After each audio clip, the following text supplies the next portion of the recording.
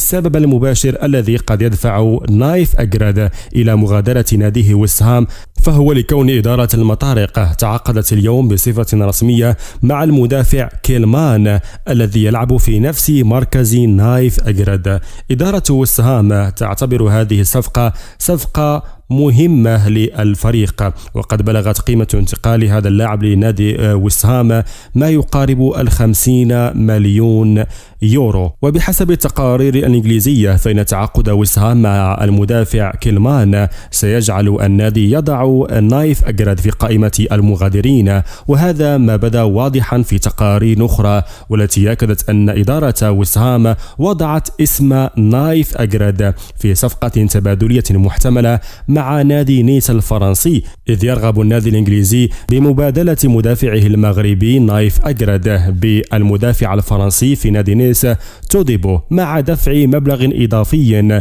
لإدارة نيس. هذا العرض قامت إدارة نيس برفضه، ولكن يؤكد أنه بالفعل إدارة ويست هام لم تعد ترغب في تواجد نايف أجراد في الفريق للموسم القادم. نايف أجراد لديه اهتمامات عديدة من أندية متنوعة، لديه اهتمام في الدوري الإسباني واهتمامات كثيرة في الدوري الفرنسي، وكما تلقى عرضا مغريا كذلك من الدوري السعودي من نادي الأهلي السعودي، لكن اللاعب قام برفض العرض بشكل سريع.